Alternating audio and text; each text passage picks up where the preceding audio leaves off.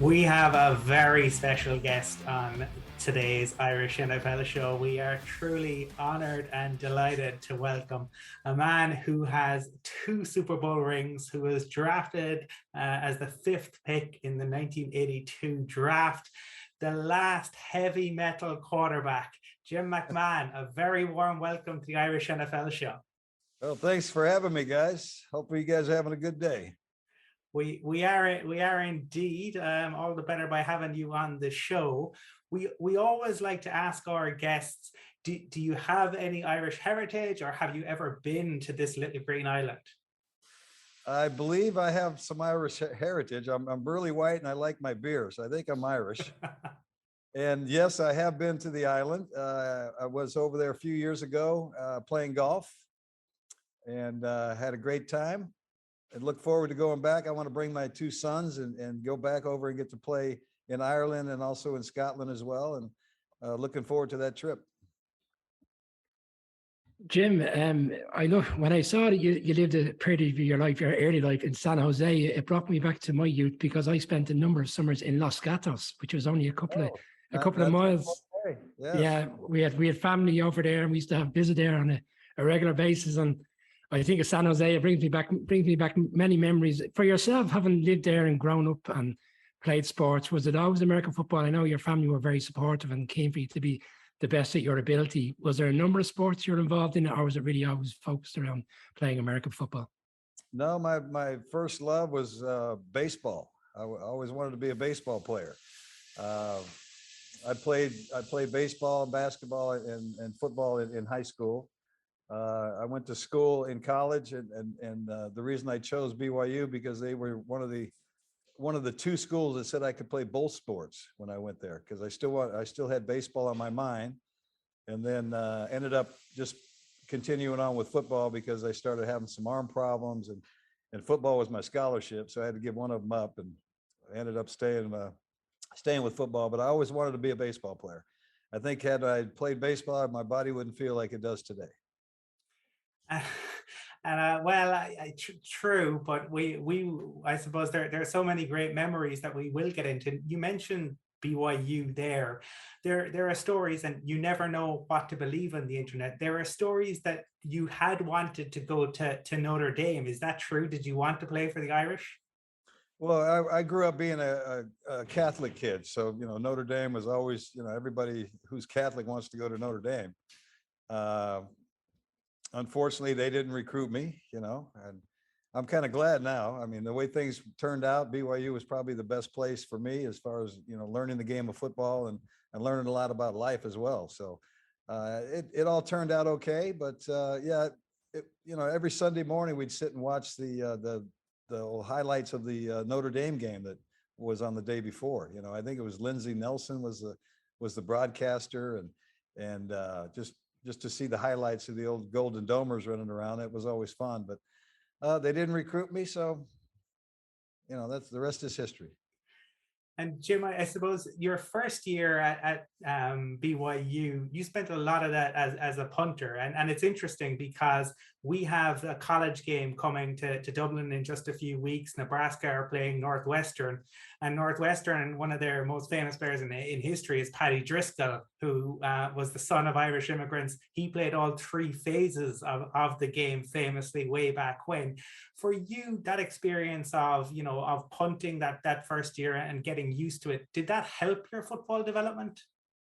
Well, I just wanted to be, make the varsity squad is, whatever I could be, whether it be the quarterback or the punter or that's pretty much it. I couldn't really run that fast. So I couldn't be a receiver, but I just wanted to be a part of the squad, and I was able to, I kicked the ball okay, and I was able to be the 3rd team quarterback as a freshman. So, and 4 games into my freshman year, I'm the backup because our starter got hurt, and I'm the backup QB. So now I'm only 1 play away from being in the game. But I finished that year. I only played a couple of games, or briefly in a couple of games my freshman year, and then continued to punt into my sophomore year. And then my sophomore year, I ended up beating out Mark Wilson during the season, and we went to a bowl game that year. I made all conference as a sophomore. I was, I think, the first sophomore QB to do that. And then the year after that, I was redshirted and had to sit and watch Mark Wilson play for a year. So that kind of sucked. But yeah, I got to play at least 2 years on my own there, and that was kind of nice. And Jim, believe it or not, 5,000 miles from the States and 40 years on, people here and around the world, I think, still talk about the Holiday Bowl, the comeback against SMU. It was a game, the Miracle Bowl, a game for the ages, where you drag the team back 45-25 down, 4 minutes to go, you win the game. What was that experience like?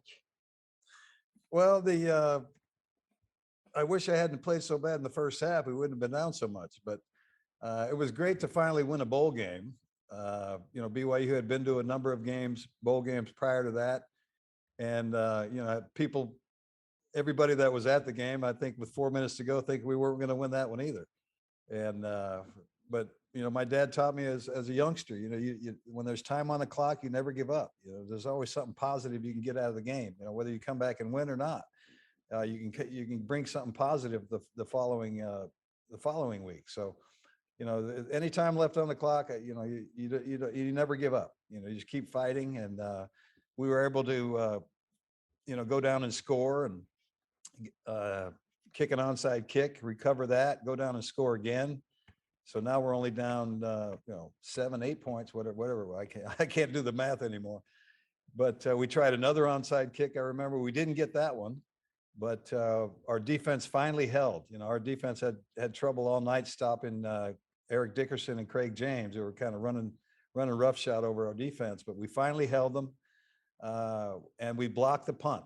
And then we had like 18 seconds left in the game, time for about 3 plays, and the first play, I just threw a terrible pass. Good thing I did, because probably would have been picked off. The second play, I think I threw it through the end zone, and then there was 3 seconds left. And I said, guys, we've come too far from behind. Let's somebody get in the end zone and catch this ball.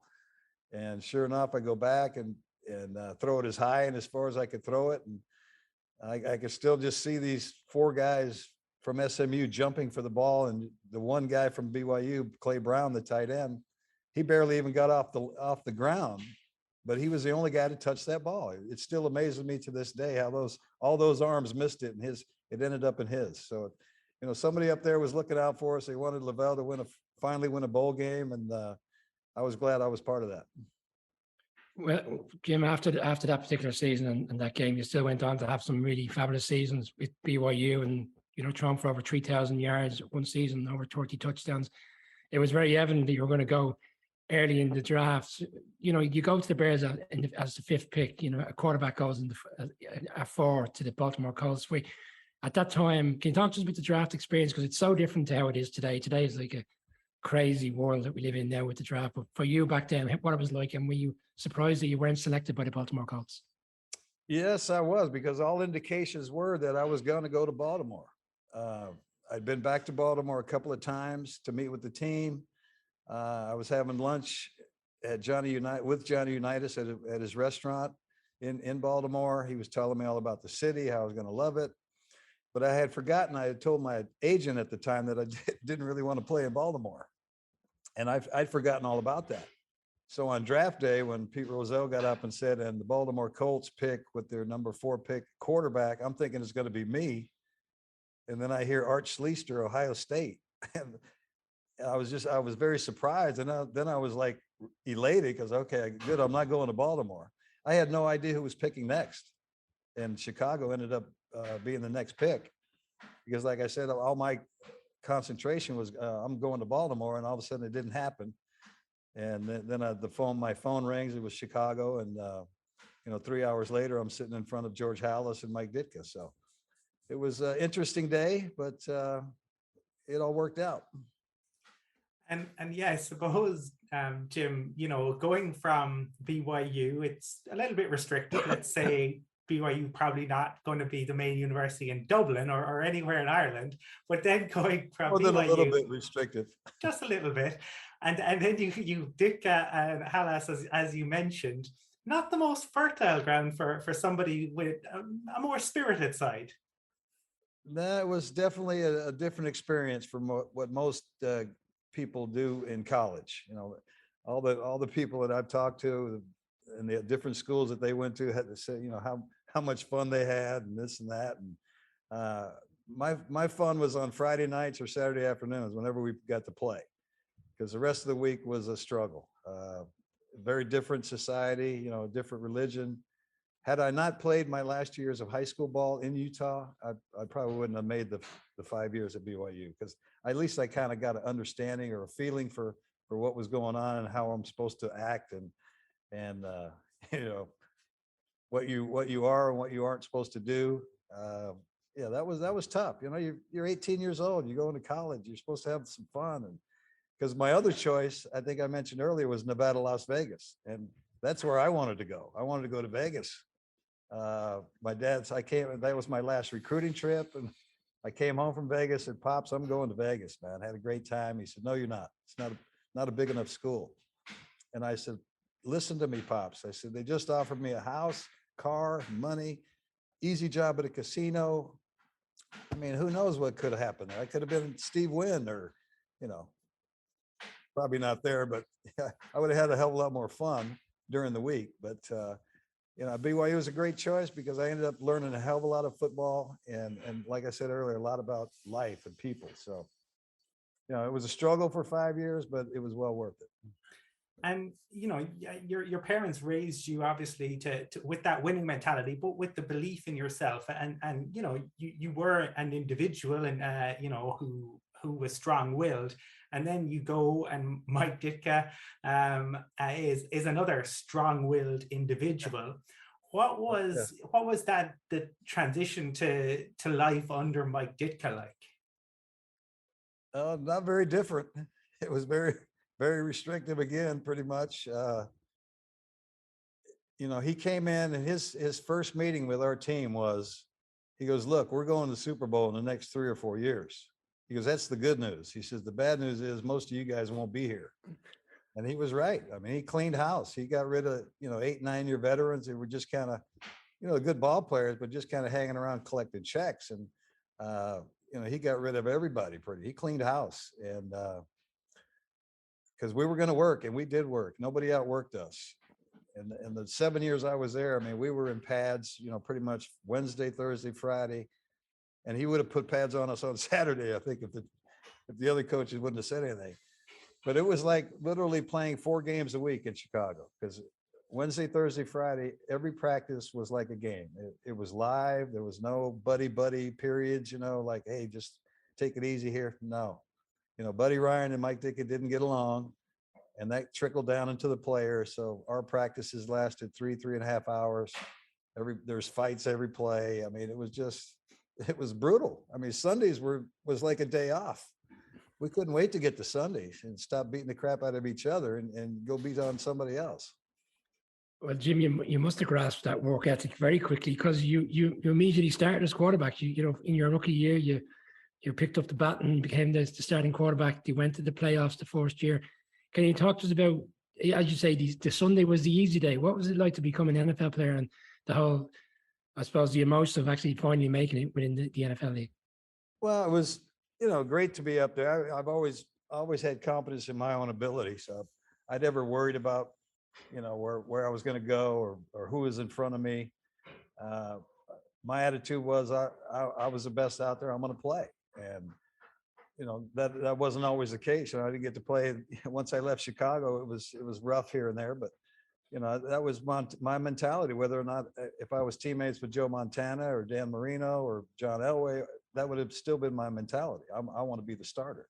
And so my rookie year, I didn't start the opening game, and I didn't deserve to start the opening game. I wasn't really ready. I really wasn't enthralled with our offense. I mean, after just coming from a place where I got to throw the ball pretty much every down to a place where I got to throw it like once every third down, you know, it was boring as hell to me. But I ended up starting, I think, the second half of our second game, my rookie year. And then from then on, I started into 1983, got benched a couple games in 83. And then from then on, I was a starter. But Yeah, it wasn't, to me, it wasn't that hard of a transition.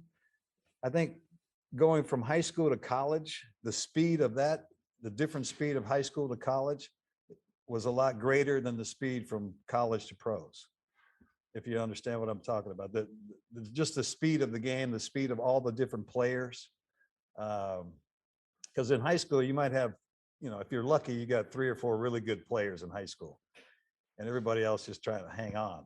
But then you get to college, pretty much, every position's got a pretty good player. And then in the pros, if you're not good, you're not going to be in the pros anyway. So I think that transition from high school to college is a lot different. But to me, it wasn't that hard making the transition to the pros because I understood the game. I understood offensive football. I understood defensive football.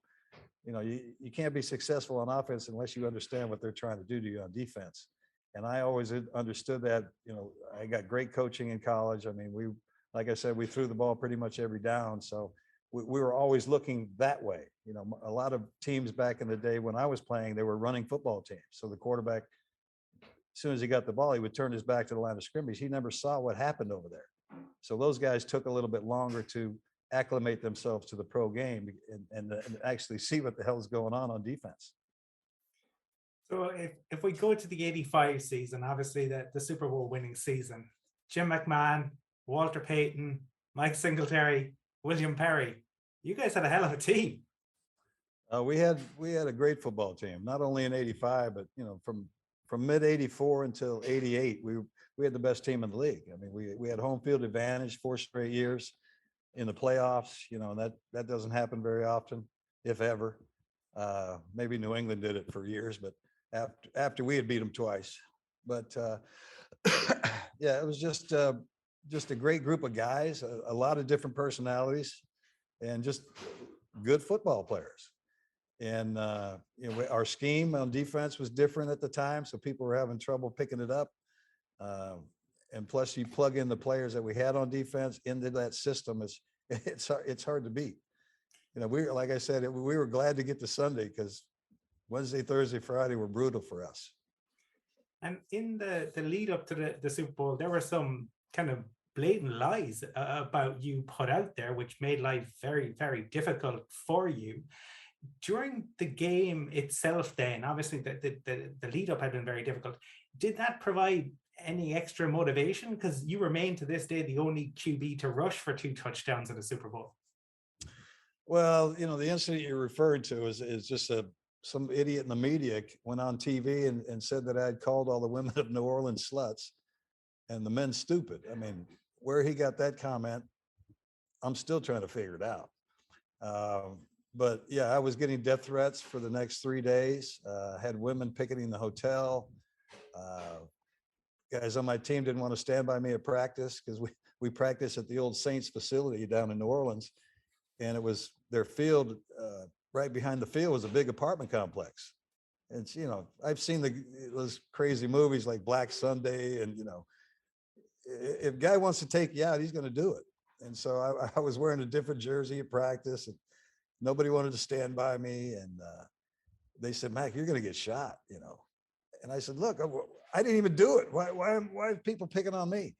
I think they tried to do it just to get me out of my game plan or something. I really don't know, but it didn't really affect me once the game started. But as soon as that final whistle went off, I sprinted right for the locker room. I didn't hang around the field and do all the stuff they do now. I was in that locker room, showered and changed before pretty much the rest of the team got in there. I said, "I'm getting out of town while I still can." But so the game was like anticlimactic. I don't really remember a lot of the game. I just remember just saying, "Hey, just get through this game and get the hell out of town." And then boom. And then 11 years later, I'm back in New Orleans in the Super Bowl, and we're playing the same team again, New England. That was the most deja vu moment of all time. 11 years later, on the same day in the same stadium against the same team, with the same outcome, which was even great. Well, Jim, before you got to Green Bay, obviously there was a few years thereafter with the Bears, as you touched on. You felt they were the best team in the league throughout a number of years, but the 86 season, you dislocate your shoulder. There's conversations around whether the injury is legit. And how did you feel you had to cope again? You've been put with adversity that you had to deal with. How did you feel you cope with that situation?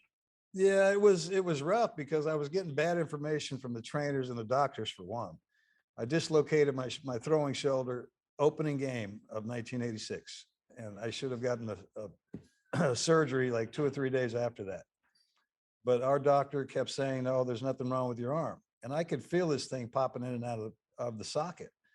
And so this was happening 100 times a day. Anytime I moved my arm, it would pop out.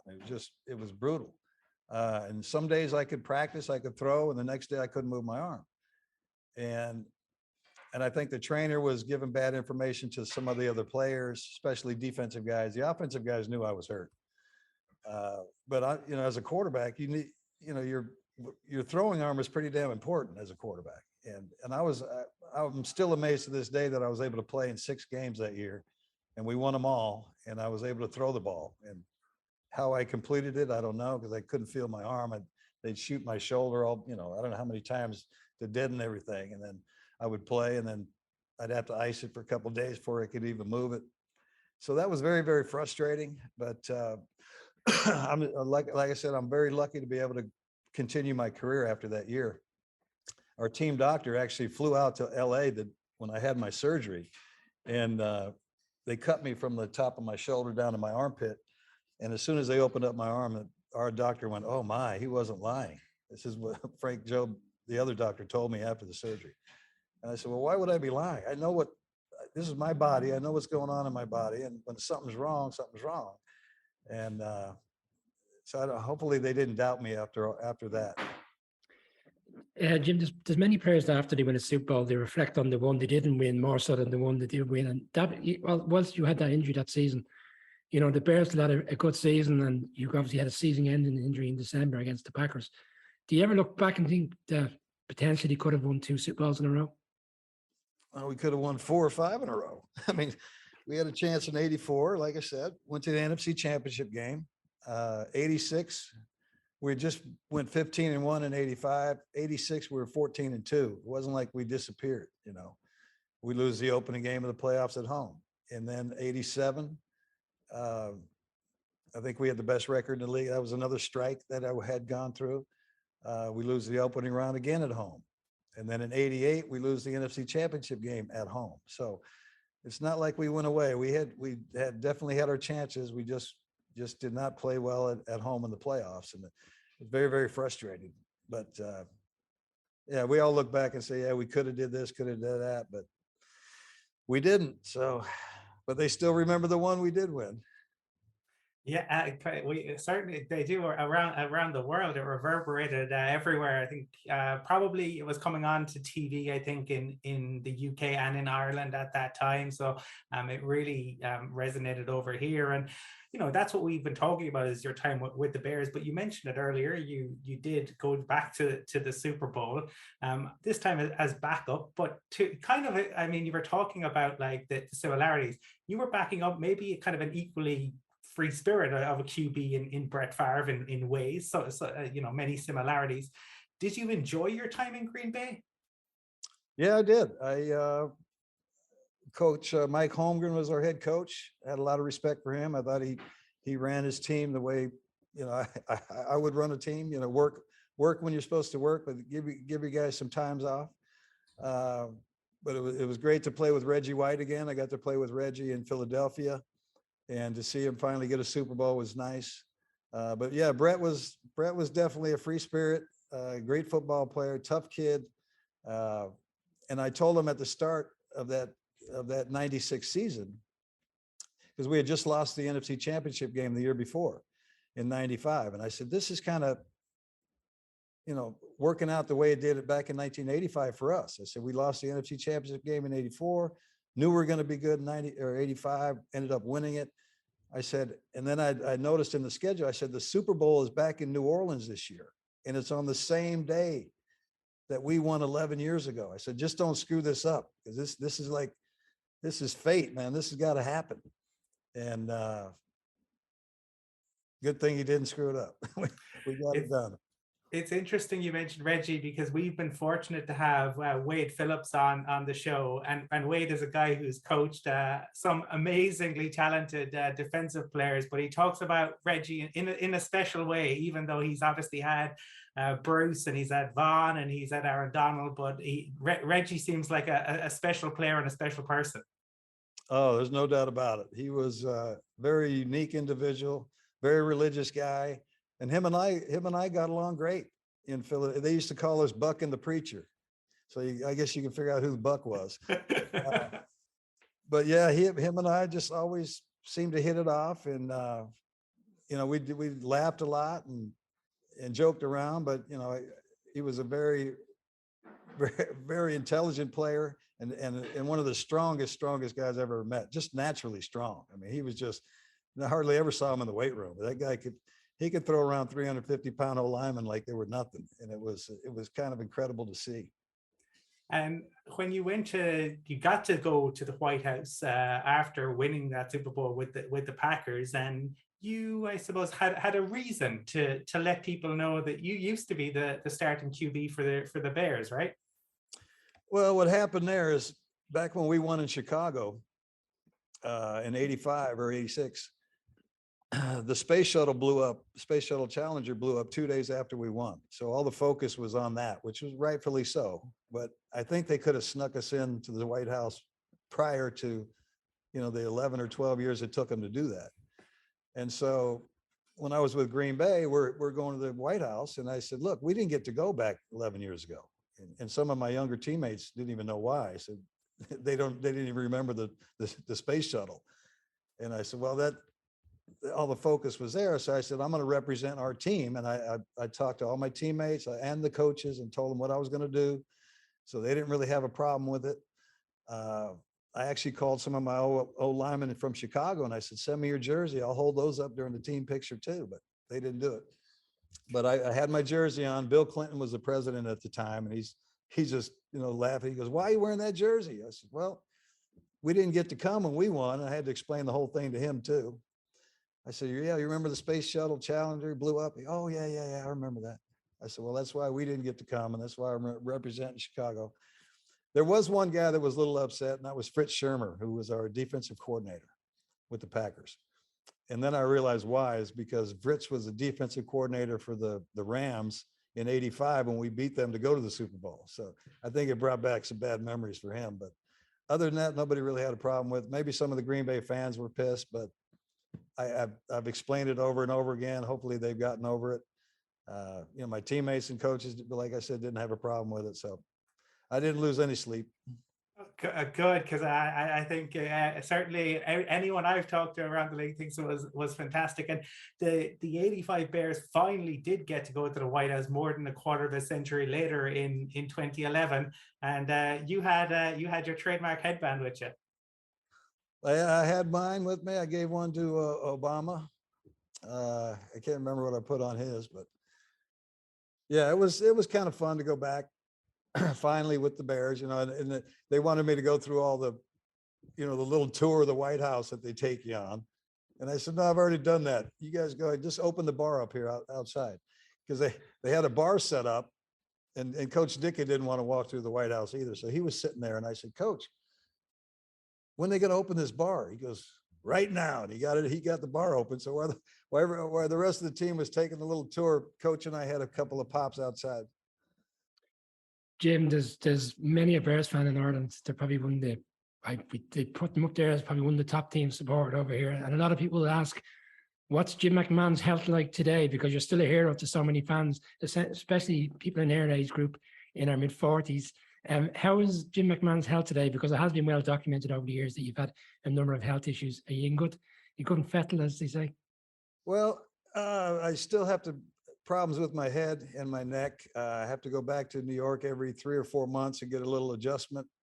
My spinal fluid gets choked off and it gets stuck in my brain, and I got to have that cleared out. But other than that, once I'm get adjusted, I'm fairly normal, I think. I talked earlier about I just had an ankle surgery, had it done the day before Thanksgiving, just for a couple of bone spurs, some little bit of bone off my ankle.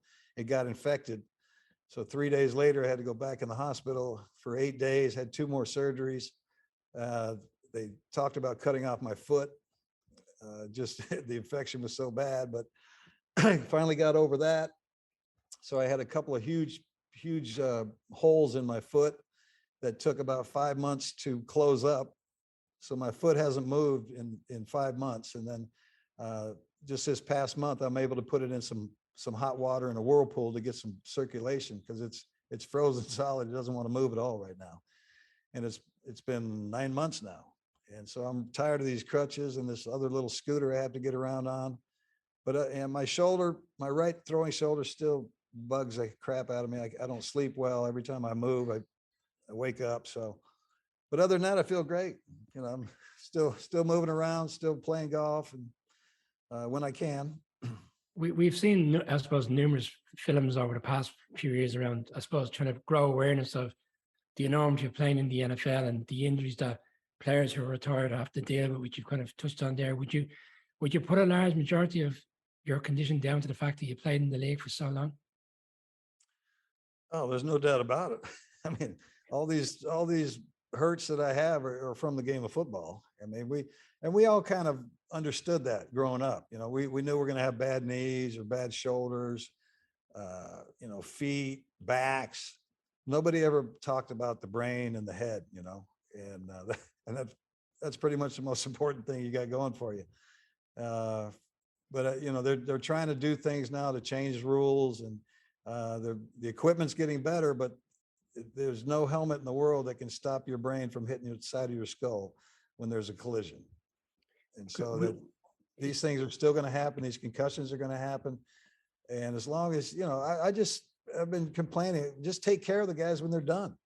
You know, because when you're done with football, you're off your insurance or their insurance, and you got to get your own. And I had to go 10 years without insurance because they said every part of my body was excluded. You know, so I couldn't even get insurance for 10 years. They said, if you can go 10 years without a surgery, you can get your insurance back. So I did. 10 years I did. And then I had my knee done, I had my shoulder done again. But it's ridiculous. I mean, just take care of the guys that have made the league what it's turned into. Because they're making billions of dollars every year. You know, keeping these guys on their insurance ain't gonna cost them another dime.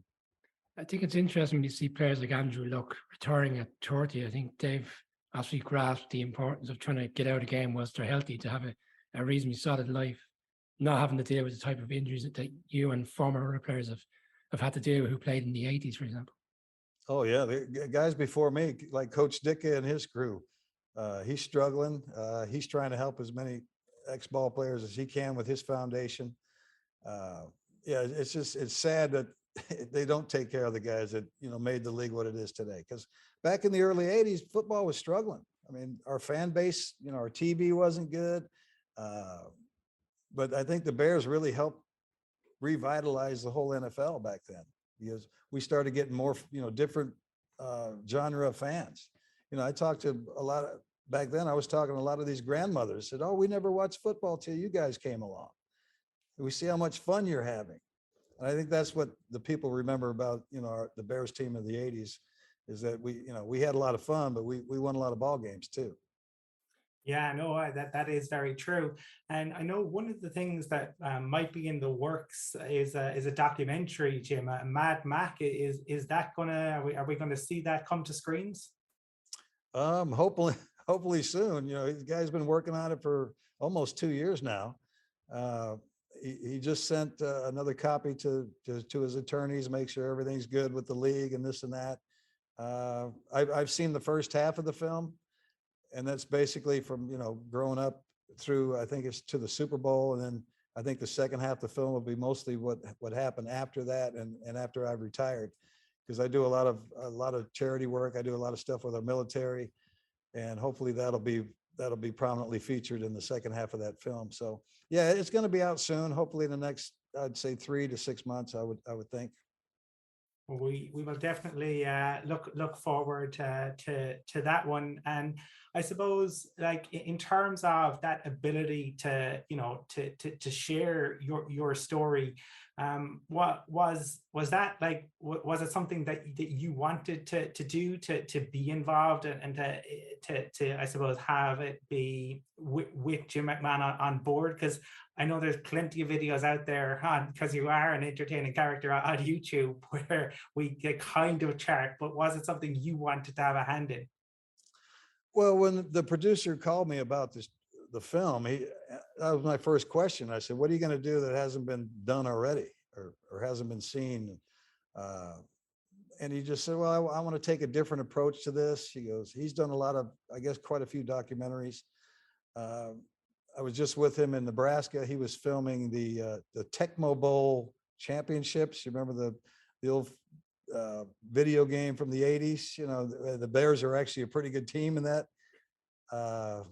So he was filming the national championship for the Tecmo Bowl League in Nebraska a couple of weeks ago. And he's an interesting guy. I mean, he just loves his filming, and we'll see what the second half of that film looks like. Jim, you touched on the, excuse me, the charity work and what you do. Just at this stage of your life, what's the personal interest that kind of motivate you to keep going today? Well, I got 5 grandkids right now. That motivates you. I got another one on the way. I don't get to see them as often as I'd like. You know, 2 of them live in California, 2 of them are in Chicago, and there's one in Arizona where my home is. But that and the getting out on the golf course once in a while. It's been 9 months, but I played in a tournament in Lake Tahoe 3 weeks ago. That is a big celebrity event that's been going on for 33 years, and I've been to every tournament. So I went out there and tried to play one-legged just so I can keep my streak going, because there's only been 2 guys to make all those events, and that's myself and Jack Wagner. He's the actor, and I couldn't let an actor outlast me. So I was out there, kept my streak going. I didn't come in last, which was good.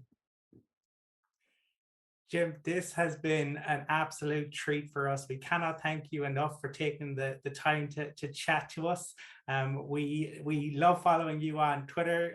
It's always hugely entertaining, and we really hope that we will have the opportunity to welcome you and your sons back to the little green island when you are back playing golf, playing the full 18 holes. But thank you so much for taking the time to chat to us today.